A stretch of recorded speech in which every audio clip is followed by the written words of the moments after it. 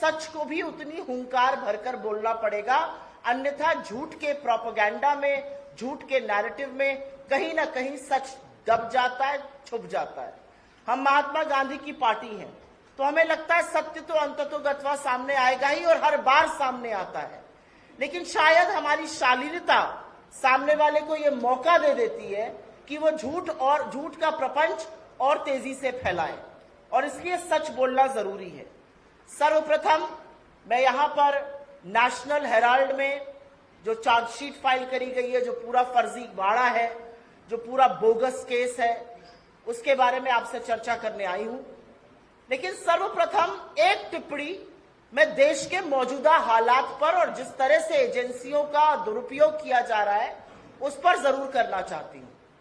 आज इस देश में हालात ये हैं कि एनफोर्समेंट डायरेक्टरेट को बच्चा बच्चा इलेक्शन डिपार्टमेंट बीजेपी का बताता है।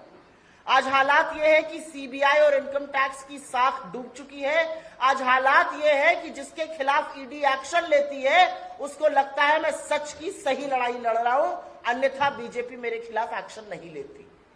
एजेंसीज का लगातार दुरुपयोग हो रहा है, पिछले 11 सालों में हो रहा है। 95% जो केसेस ईडी के हैं वो इस देश के विपक्ष के खिलाफ है और उन लोगों के खिलाफ है जो दमखम के साथ आंख में आंख डालकर भारतीय जनता पार्टी से, नरेंद्र मोदी की विफलताओं को उजागर करते हैं, उनसे लड़ते हैं।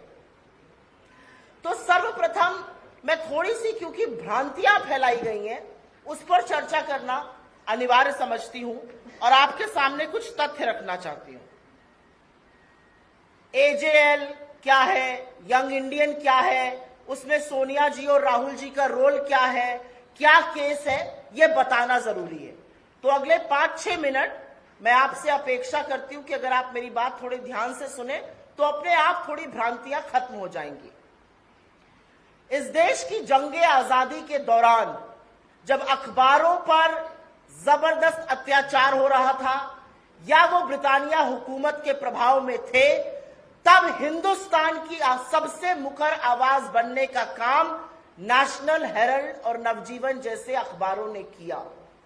नेशनल हेरल्ड और नवजीवन अखबारों को चलाने की प्रेरणा महात्मा गांधी, रफी अहमद किदवई, पुरुषोत्तम दास टंडन, सरदार पटेल जैसे लोगों से मिली और पंडित नेहरू ने एसोसिएटेड जर्नल्स लिमिटेड नामक एक कंपनी की स्थापना की 1937 में, जो नवजीवन और नेशनल हेरल्ड और कौमी आवाज जैसे अखबार छापता था। असलियत यह है कि ब्रिटिश हुकूमत भी नेशनल हेरल्ड से उतना ही चिढ़ती थी जितना मोदी जी चिढ़ते हैं।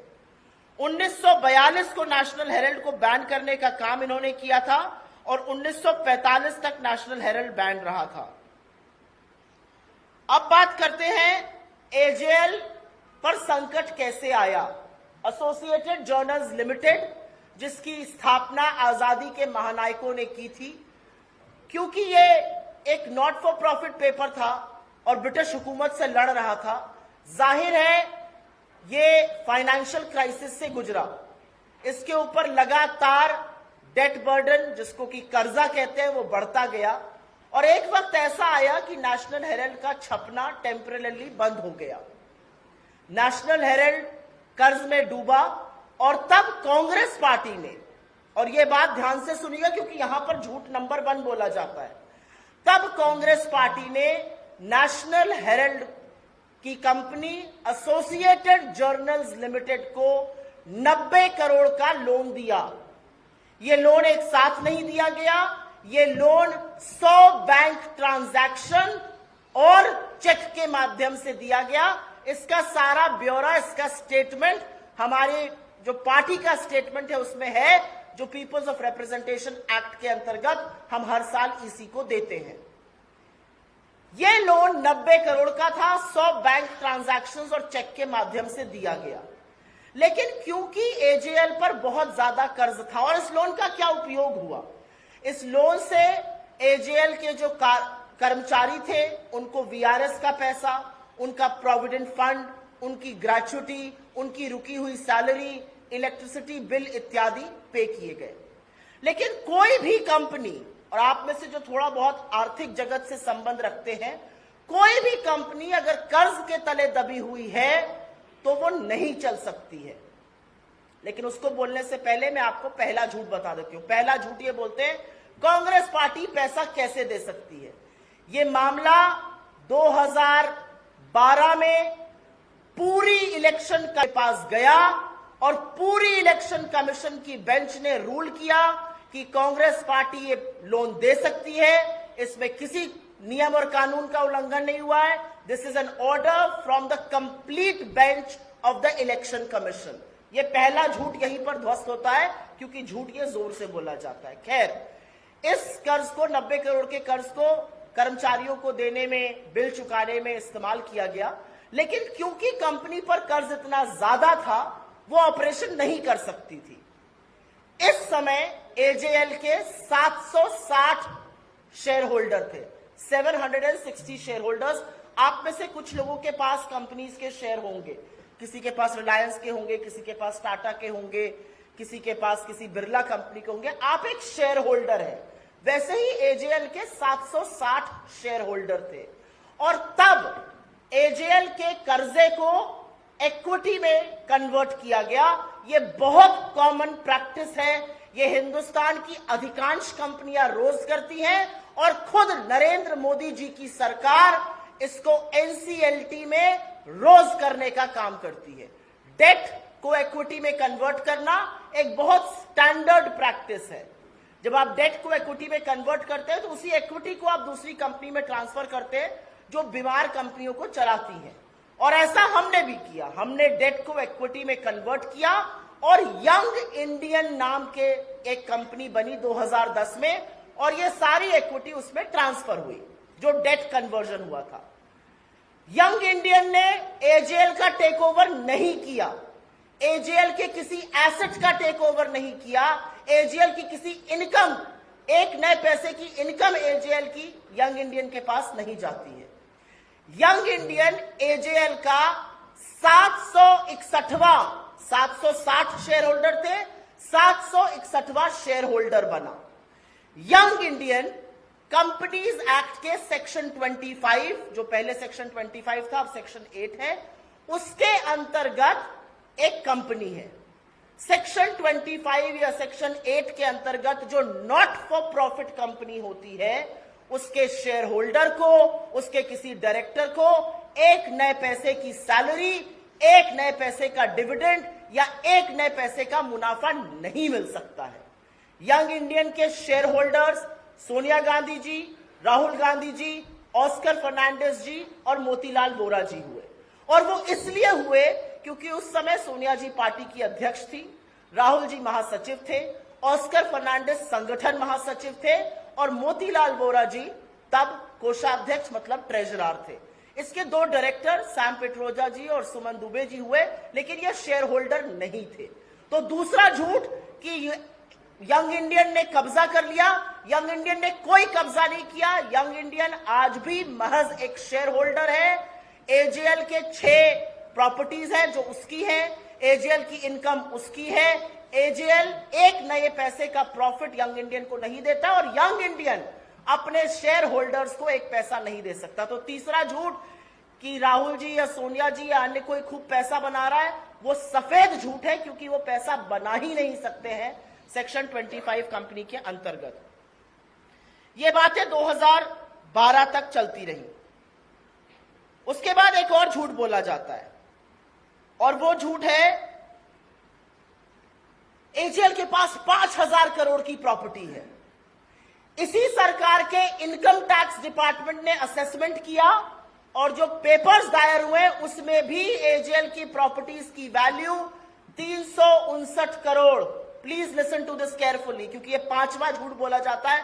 5000 करोड़ की प्रॉपर्टी का झूठ और सच इनका इनकम टैक्स डिपार्टमेंट बताता है प्रॉपर्टी महज 359 करोड़ की है।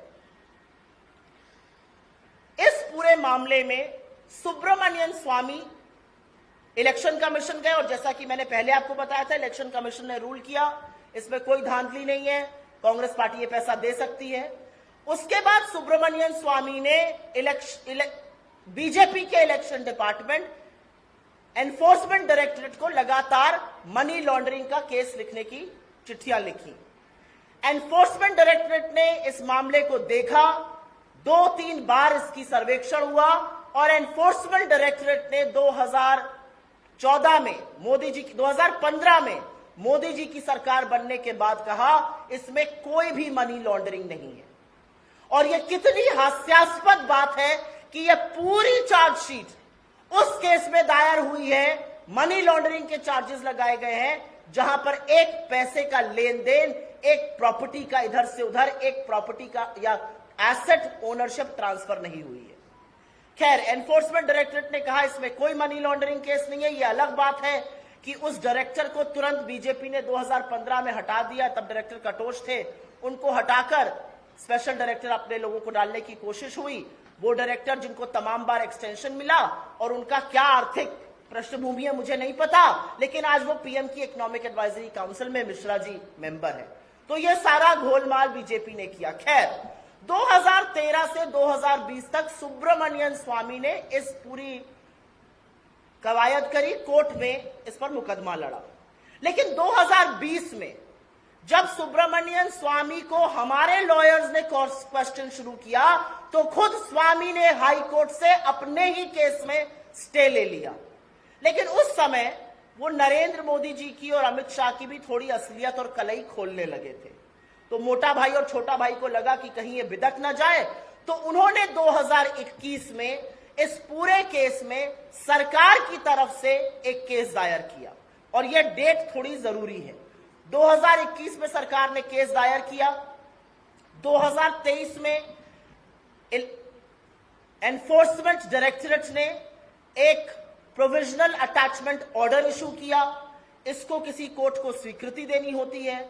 10 अप्रैल 2024 पिछले साल 10 अप्रैल 2024 को एक ट्राइब्यूनल ने इस प्रोविजनल अटैचमेंट ऑर्डर को अप्रूव किया और उसकी कंडीशन थी कि 365 दिन के अंदर चार्जशीट दायर होनी चाहिए, अन्यथा केस बन जाता।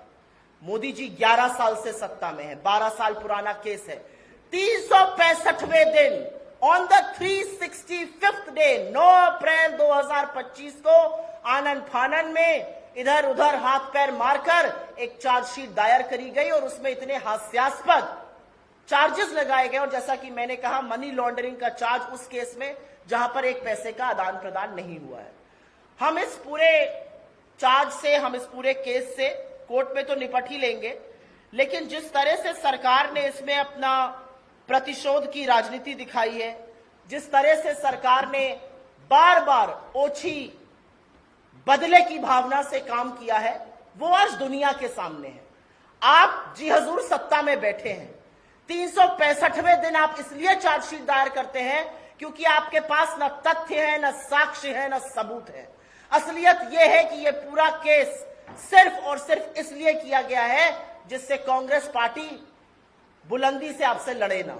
लेकिन हमारी लीडरशिप, हमारा नेतृत्व, हमारे अध्यक्ष, हमारे पूर्व अध्यक्ष और लोकसभा में नेता प्रतिपक्ष राहुल गांधी एकमात्र ऐसे व्यक्ति हैं जो आपसे आपकी आंख में आंख डाल के लड़ते हैं और कहते हैं कुछ भी हो जाए मुझे उस कॉन्सिक्वेंस की, उसकी कोई चिंता नहीं है। आपने उनका घर लिया, कोई बात नहीं, आपने उनकी सदस्यता का षड्यंत्र रचा, कोई बात नहीं, वो फिर भी आपसे लड़ रहे हैं और यही डर आपको सताता है। और आपकी जानकारी के लिए बता दूं, एक छठा झूठ जो बोला जाता है, एजीएल तो जी, नेशनल हेराल्ड तो जी छपता ही नहीं है।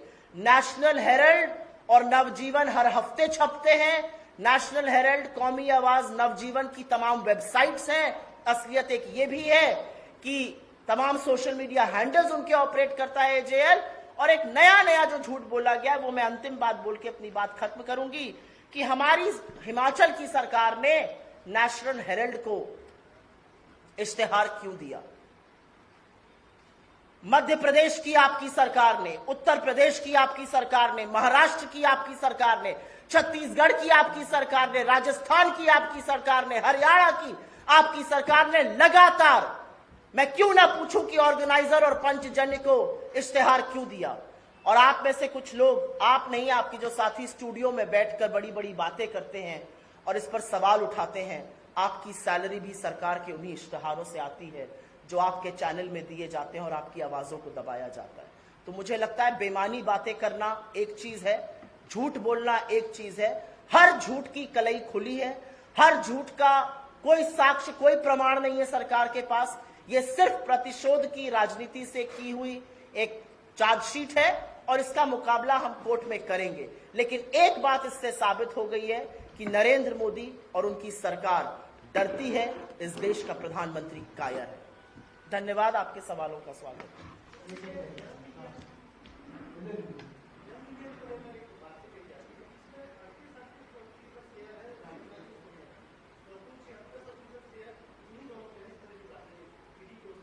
यंग इंडियन एक नॉट फॉर प्रॉफिट कंपनी है जो डेट 90 करोड़ की थी।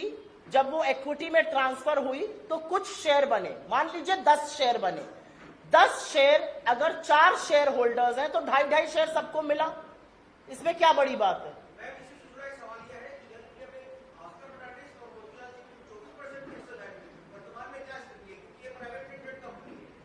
ये नॉट फॉर प्रॉफिट कंपनी है, ये प्राइवेट लिमिटेड कंपनी नहीं है। ये नॉट फॉर प्रॉफिट कंपनी है जो एक नया पैसा अपने किसी शेयर होल्डर को नहीं दे सकती है। जब भी कोई दिवंगत होता है तो उसका शेयर पूल में आ जाता है और जब कोई नया नॉमिनेट होगा तो उसको वो शेयर दिया जाएगा। किसकी है? उस हिस्सेदारी से उनको क्या मिल रहा है? आप सवाल पूछे, मैं आपसे सवाल दोबारा पूछ रही हूं। सोनिया गांधी जी और राहुल गांधी जी के पास 38% शेयर है, उससे उनको क्या मिल रहा है? क्या वो एजीएल के मालिक बन गए? नहीं। क्या उनको एजीएल के जो 3, 4, 5 एसेट्स हैं इस देश में, कहीं कहीं कुछ बिल्डिंग है, उसकी मालिकाना हक मिल गया? नहीं। क्या वो एजीएल के बोर्ड पे है? नहीं। क्या एजीएल के यहां जो थोड़ा बहुत रेंटल किसी बिल्डिंग से आता है वो सोनिया जी के खाते में आ रहा है? नहीं। उन्होंने तो कर्ज को चुकाने के लिए एक कंपनी बनाई और उसमें उनकी शेयर होल्डिंग है। उससे उनको क्या मिल रहा है ये मैं जानना चाहती हूं। आप अगर अमूमन किसी और कंपनी में डायरेक्टर बनिए, और सरकार ने तो क्या बड़े बड़े लोगों को डायरेक्टर बनाया है। ओएनजीसी में अपने प्रवक्ताओं को घुसा घुसा के डायरेक्टर बनाया है। 20-20 लाख रुपए मिलता है साल का। यहां पर तो एक नया पैसा नहीं मिल रहा है क्योंकि not for profit section 25 company है। मैं कह रही हूं अगर 100% भी शेयर है, मिल क्या रहा है? आप मेरी बात समझ पा रहे हैं? मिल क्या रहा है ये मैं जानना चाहती हूं। आप किस चीज, आपको क्या दिक्कत है कि उन्होंने कर्ज चुकाया? आपको दिक्कत है कि वो एक नॉट फॉर प्रॉफिट में, यहां पे चार्ज आप किस चीज का लगा सकते हैं? अगर इनकम उनको आ रही होती तो आप कहते कि देखिए कर्जा चुकाकर वो इनकम खा रहे, 1 पैसे की इनकम उनको नहीं आ रही है। अगर उनको डिविडेंड मिल रहा होता तब भी आप ये बात कह सकते थे। अगर उनको मालिकाना हक मिला होता तब भी आप ये कह सकते थे। उनको तो इसमें कुछ नहीं मिल रहा है, तो 100 नहीं 150% शेयर मिल जाए क्या फर्क पड़ता है? उनको मिल क्या रहा है इसमें?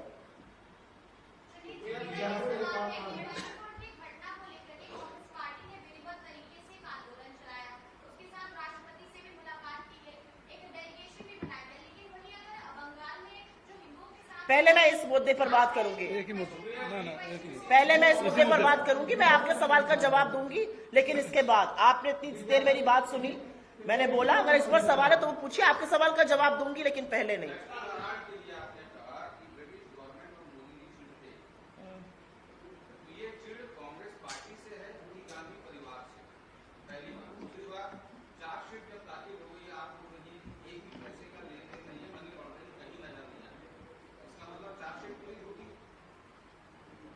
ये पहली चार्जशीट ईडी ने दायर करी है किसी विपक्ष की नेता के खिलाफ। 2014 के बाद से, प्रत्यक्षम किम प्रमाणम, 2014 के बाद से लगातार झूठे मुकदमे विपक्षी नेताओं के खिलाफ चलाए जा रहे हैं।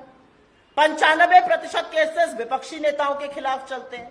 कमाल की बात यह है कि उनमें से अगर कोई भी एक विपक्षी नेता आपके वॉशिंग मशीन में नहाकर आपका गंगाजल और आपके सर से धुलकर निकल आता है, आपका पटका पहन ले, तो वो तो भाई उससे अच्छा कोई है ही नहीं, उसको आप गले लगा लेते हैं। चाहे वो हेमंत बिस्व शर्मा हो, चाहे वो नारायण राणे हो, चाहे वो मुकुल रॉय हो, चाहे वो शुभेंदु अधिकारी हो, चाहे वो येदियुरप्पा, कोई भी हो, आपसे जिसने गले मिल लिया उसके खिलाफ ईडी अपना केस बंद कर देती है और बाकियों के खिलाफ ईडी जाती है। क्या ये अचंभे की बात नहीं है कि जहां चुनाव अनाउंस हुआ विपक्ष के घर ईडी, जहां बड़ी जिम्मेदारी मिली ईडी के छापे? आपको ये कोइंसिडेंस लग रहा है? मोदी जी की किरकिरी सबसे ज्यादा कांग्रेस पार्टी से है और मोदी जी वस्तुतः राहुल गांधी से परेशान रहते हैं, क्योंकि राहुल गांधी बाकी लोगों की तरह लेश मात्र भी आपके साथ समझौता करने को किसी मुद्दे पर तैयार नहीं है। वो इस देश के युवाओं के लिए, इस देश के भविष्य के लिए, इस देश के पिछड़े दलित आदिवासियों के लिए उसी प्रखरता से सवाल पूछेंगे जो आज तक पूछते आ रहे हैं।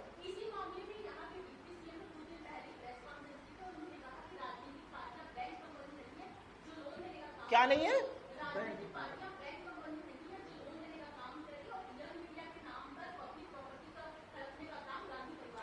मैं आशा ही करती हूं कि यहाँ के जो डेप्यूटी चीफ मिनिस्टर हैं, जो उप मुख्यमंत्री हैं, वो थोड़े पढ़े लिखे होंगे और आर्थिक मामलों में थोड़ी सी अपनी दखल रखते होंगे और थोड़ा सा राजनीति को समझते होंगे। अगर समझते तो इस तरह की बात नहीं करते। अगर आप लोग भी शायद तथ्य जानते तो आप उनसे पूछते कि आप ये सफेद सपाट झूठ क्यों बोल रहे हैं? आप कौन हैं? क्या आप पीपल ऑफ रिप्रेजेंटेशन एक्ट से बड़े हैं? क्या आप चुनाव आयोग से बड़े? क्योंकि चुनाव आयोग की पूरी बेंच ने इस पर अपना जजमेंट 2012 में दिया है। तो क्या यहाँ के उप मुख्यमंत्री उस जजमेंट को खारिज कर रहे हैं? क्या वो कह रहे हैं कि चुनाव आयोग का वो जजमेंट गलत है? क्या उनको इस बारे में जानकारी भी है? क्या वो नॉट फॉर प्रॉफिट कंपनी का मतलब भी समझते हैं? मेरे सामने अगर उप मुख्यमंत्री जी आए तो मैं सबसे पहले उनसे पूछूंगी, हर घंटे 5 नाबालिगों के साथ यौन शोषण के मामले सामने आ रहे हैं, उस पर बात करिए आप। ये तकनीकी और लीगली तौर पे जी, यंग इंडियन कंपनी की 5 लाख रुपए में 90 करोड़ के ट्रांसफर के लिए बनाई थी, तकनीकी रूप से लीगली तौर पे आपके हेडिंग से सही है, लेकिन क्या नैतिक रूप से ही सही था? नैतिक क्या गलत है इसमें, आप मुझे समझाइए। तो मैं अगर डेट टू इक्विटी कन्वर्जन, आप यही पूछ रहे ना कि 50 लाख के स्टैम्प पेपर पे 90 करोड़ की डेट इक्विटी में कैसे बदल गई? अगर ये नैतिक रूप से गलत है तो नरेंद्र मोदी की सरकार और उनके वित्त मंत्री जेल जाएंगे, क्योंकि यही काम सरकार एनसीएलटी में करती है, रोज करती है। यही काम सरकार एनसीएलटी में रोज करती है। जो कंपनियों पर कर्जा बढ़ जाता है, डेट बर्डन बढ़ जाता है, जिनकी रिस्ट्रक्चरिंग करनी होती है, सरकार रोज उन कंपनी की डेट को इक्विटी में ट्रांसफर करती है। छोटा सा एग्जांपल अभी मुझे याद आ रहा है, भूषण स्टील टाटा स्टील को बेचनी थी, जहां तक मुझे याद है टाटा स्टील को ही बिकी थी भूषण स्टील, उनका पूरा डेट इक्विटी में ट्रांसफर किया गया। सरकार एनसीएलटी में रोज ये काम कर रही है। तो ये नैतिक है, ये संवैधानिक है, ये लीगल है, ये टेक्निकल है, ये तो मैं फैसला आप पर छोड़ देती हूं। लेकिन अगर ये नैतिक नहीं है तो सरकार ये काम क्यों कर रही है? सरकार को भी नहीं करना चाहिए। जो चीजें अर्थ जगत में अमूमन चलती हैं, जिस तरह से कंपनियां चलाई जाती हैं, वही हमने भी किया। एक भी इसमें कोई घपला नहीं है, एक भी साक्ष्य आप कुछ नहीं कर। आपको ये नहीं लगता कि 11 साल से नरेंद्र मोदी सत्ता में बैठे हुए हैं, और अगर वाकई में इसमें कुछ त्रुटि होती तो नरेंद्र मोदी जैसे व्यक्ति, जिनको बर्दाश्त नहीं है सामने वाला उनके सामने बोले, वो इस मामले में 11वें साल तक हाथ पे हाथ धरे बैठे रहते, 365वें दिन का इंतजार करते। इतना तो मेरे भाई आप भी मोदी जी को जानते हैं।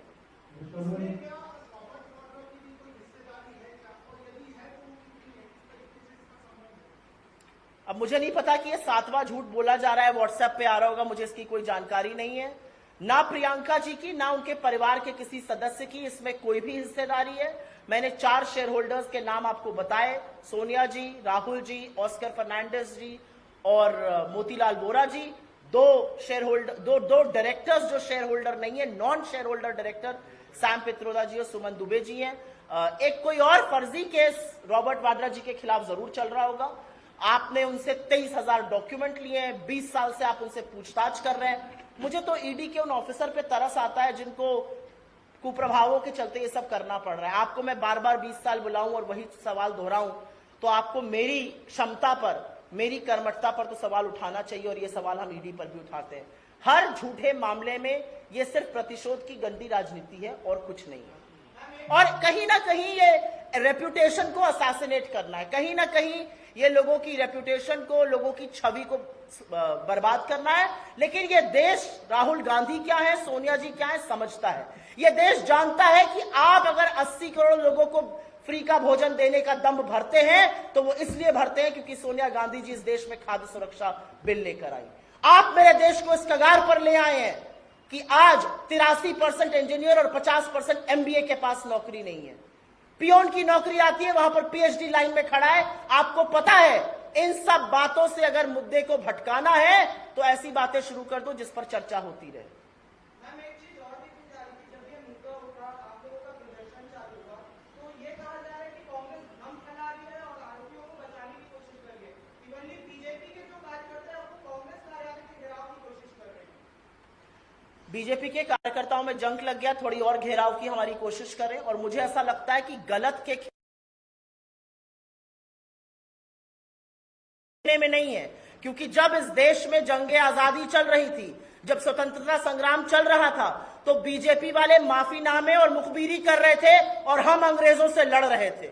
तो हमारे डीएनए में है गलत के खिलाफ बोलना, हमारे डीएनए में है शांतिपूर्ण प्रदर्शन करना, हमारे डीएनए में है अन्याय को न सहना। उनके डीएनए में नहीं है, क्योंकि वो माफीनामे और मुखबिरी लिखने वाले लोग हैं।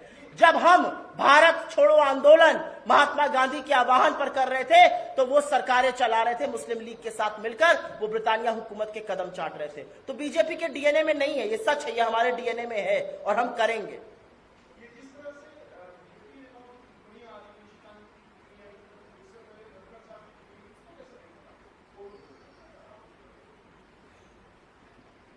इस देश के सर्वोच्चतम न्यायालय के सबसे ऊंचे पद पर बैठे सर्वोच्च न्यायाधीश के खिलाफ बीजेपी का एक सांसद यह कहता है कि देश में गृह युद्ध उनकी वजह से चल रहे हैं। उससे पलड़ा झाड़ने का काम कुछ ही घंटों में बीजेपी के राष्ट्रीय अध्यक्ष जेपी नड्डा जी करते हैं। लेकिन पूरी की पूरी बीजेपी और तमाम मुख्यमंत्री उसके सपोर्ट में खड़े हुए हैं, ट्वीट कर रहे हैं, बयान दे रहे हैं। तो दो ही चीजें हो सकती है, या तो नड्डा जी बिल्कुल रबर स्टैंप है जो हम कहते हैं, या और ये सच है, आपको जो बुलवाना था आपने बुलवा लिया, आप धमकाना चाहते हैं और उसके बाद आप पलड़ा झाड़ने का काम कर रहे हैं। अगर इस देश में लेश मात्र भी कानून बचा है तो निशिकांत दुबे जी जैसे लोगों के खिलाफ कार्रवाई होनी चाहिए, जो खुद अपनी डिग्री फर्जी होने पर मुकदमा लड़ रहे थे। वो इस देश के न्यायाधीश को गृह युद्ध फैलाने वाला बता रहे हैं। ये दिखाता है आपको कि सत्ता का नशा किस कदर सिर पर चढ़कर बोल रहा है।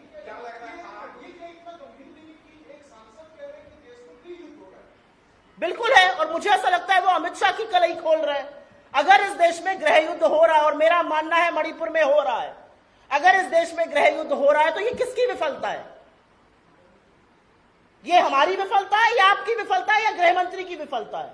ये सत्ता में बैठे, सत्ता में काबिज जो 11 साल से लोग हैं उनकी विफलता है। अगर गृह युद्ध चल रहा है इस देश में तो अमित शाह जी क्या कर रहे हैं? अमित शाह जी की विफलता है कि नहीं है? नरेंद्र मोदी 2 साल होने को आ गए, मणिपुर नहीं गए तो नहीं गए। क्यों नहीं जा रहे हैं मणिपुर? जाए मणिपुर, शांति की अपील करें, वहां गृह युद्ध चल रहा है। तो मुझे नहीं पता कि वो कलई अमित शाह की खोल रहे थे या सुप्रीम कोर्ट पर प्रभाव बना रहे थे। जो भी था, ये बहुत विकृत है, घृणित है, और इसकी जितनी निंदा की जाए कम है।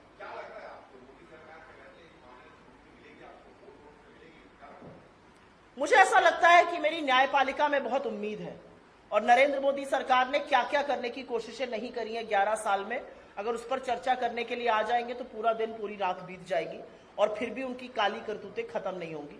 मैं पूरी तरह से आश्वस्त हूं, क्योंकि केस में कुछ नहीं है। थोड़ा बहुत मेरा बैकग्राउंड अर्थ जगत से जुड़ा हुआ रहा है, 20-25 साल पत्रकारिता अर्थ जगत की ही करी है। एक भी ऐसा पॉइंट नहीं है जहां पर सरकार के पास कोई भी तथ्य है। इनफैक्ट सरकार की चार्जशीट अपने ही डिपार्टमेंट्स को कॉन्ट्रडिक्ट करती है। सरकार की चार्जशीट अगर मनी लॉन्ड्रिंग पर है तो पैसे का आदान प्रदान दिखाएं, पैसे का लेन देन दिखाएं। एक पैसे का लेन देन नहीं और मनी लॉन्ड्रिंग का आपने चार्ज लगाया हुआ है। तो मेरा अपना मानना है कि न्यायपालिकाओं पे हमें विश्वास है। ये सारी बातें मुद्दों से भटकाने के लिए, परेशान करने के लिए, छवि बिगाड़ने के लिए। नरेंद्र मोदी भी जानते हैं इसमें कोई भी ऐसी चीज नहीं है जिस पर वो कुछ प्रूफ कर पाए।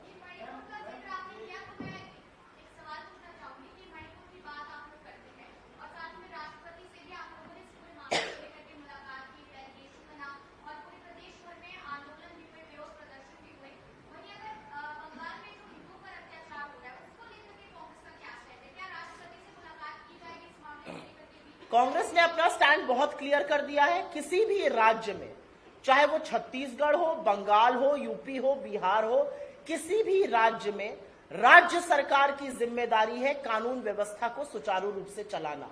और अगर आपके यहां हमले हो रहे हैं, अगर आपके यहां वायलेंस हो रहा है, हिंसा हो रही है, तो राज्य सरकार की जिम्मेदारी है वहां के पुलिस और प्रशासन का फेलियर है। लेकिन मैं पूरी शिद्दत के साथ यहां पर यह भी कहना चाहती हूं, जो घुसपैठ की दावे किए जाते हैं, तो अमित शाह जी झुंझुना बजाने के लिए है क्या? क्या करने के लिए अमित शाह जी सरकार में बैठे हुए हैं? घुसपैठ, जब दिल्ली में इलेक्शन होगा दिल्ली में घुसपैठ हो जाएगा, यूपी में इलेक्शन होगा यूपी में घुसपैठ हो जाएगा, बंगाल में ये हो रहा है बंगाल में घुसपैठ। तो आप क्या कर रहे हैं? आप कहां बैठ के कीर्तन करते हैं? आप क्यों नहीं ये बॉर्डरों की रखवाली कर रहे हैं? एक बात। दूसरी बात, बंगाल के जो गवर्नर थे, उनसे बड़े तो हम नहीं है, बंगाल के गवर्नर उस जगह गए, उन्होंने तो कोई रिपोर्ट नहीं दी। मैं तो चाहती हूं कि हर जगह का गवर्नर उतना सजग, उतना कर्मठशील हो जितना बंगाल का गवर्नर है। मणिपुर की गवर्नर ने भी तो चिट्ठी लिखी थी सरकार को और रो रो कर कहा था मणिपुर जल रहा है, बचा लीजिए मणिपुर को। आपको पता है ना उनके साथ क्या हुआ? उन गवर्नर को उनकी पोजीशन से हटा दिया गया और मणिपुर को कई महीनों के लिए गवर्नर विहीन कर दिया गया। तो इसमें क्या सवाल बनता है? असलियत यह है, सरकार जो राज्य सरकार है उसकी जिम्मेदारी है, और अगर वो विफल होती है हम उसके खिलाफ बिल्कुल आवाज उठाते हैं। अगर मैं कह रही हूं कि राज्य सरकार, पुलिस और प्रशासन का फेलियर है, तो मैं बिल्कुल आवाज उठा रही हूं। लेकिन किस हर चीज में ओछी, गंदी, भोंडी